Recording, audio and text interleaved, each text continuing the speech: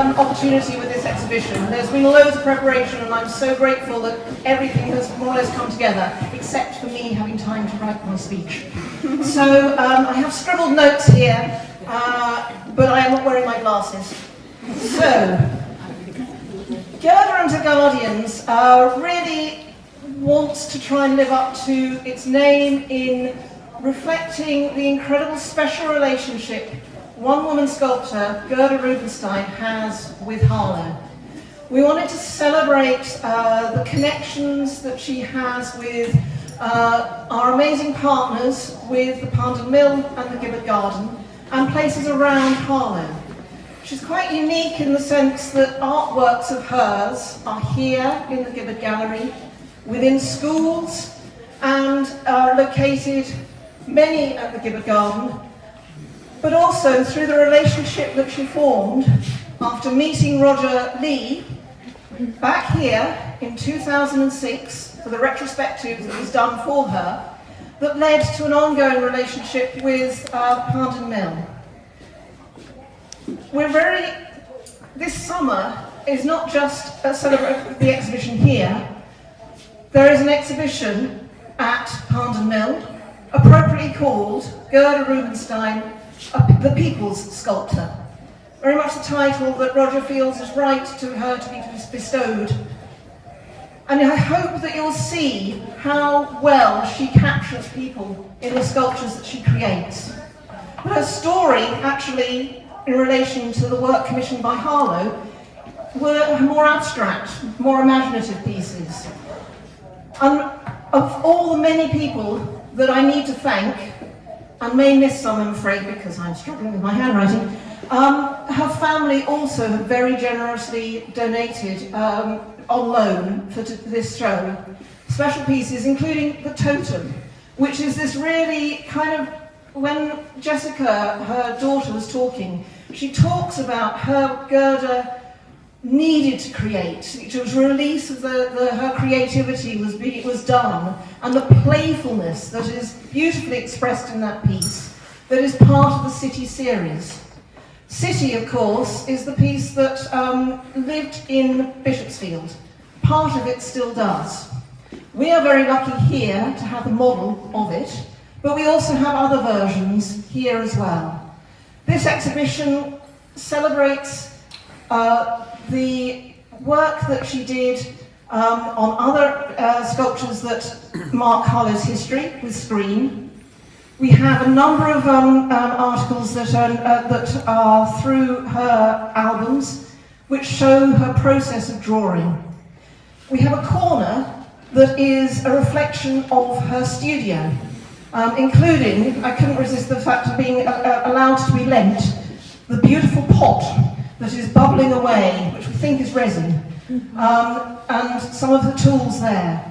We wanted the sort of workshop feel to be something that is reflected here in the exhibition, but the studio is also symbolised here, including, wonderfully, with one of her aprons, because the ambition is that her studio will, in its entirety, move to Harlow and move to Pond Mill. We are celebrating the impact continuing impact that Gerda has. We have Frances, that many may not have seen before, that lives at Perfect Green School. The school had a letter that Gerda had sent the children, thanking them for her drawings. When we visited Gerda's widower Christopher and his daughter, Gerda had kept the children's drawings. They're on show here, created in 2002, alongside drawings created by the children this year in 2024. We have, I mentioned a number of the 2006 references, a beautiful, lovely display of works created this year by Harlow College students, none of whom would have been born when the 2006 retrospective happened. So it is really lovely that there are these wonderful opportunities for those that knew Gerda to be able to see her work and to talk of her. We have a table that you would have seen articles. We really want that to grow over the course of the exhibition, So if you have memories of by her sculptures around the town, of meeting her that you would like to contribute, we would very much like you to do so. We would also like to capture anyone who'd like to be interviewed, so we've got a growing oral archive as well. If that is of interest, please see Marley at the front desk.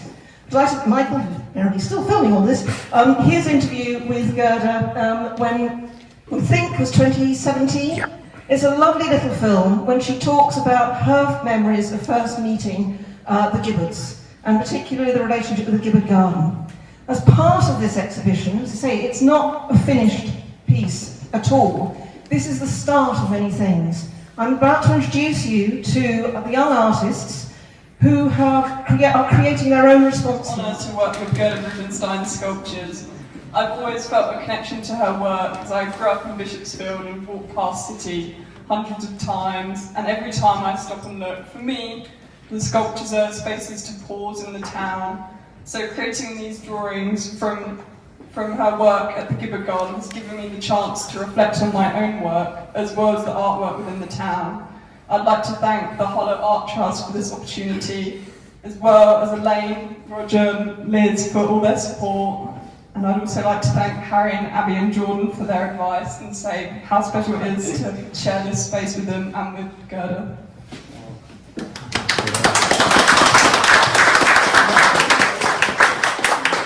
Yeah, it's been a real pleasure to work with Laura and Jordan on this. Mine and Abby's role has really been to kind of try and find connections and meaning within the work that other people are making.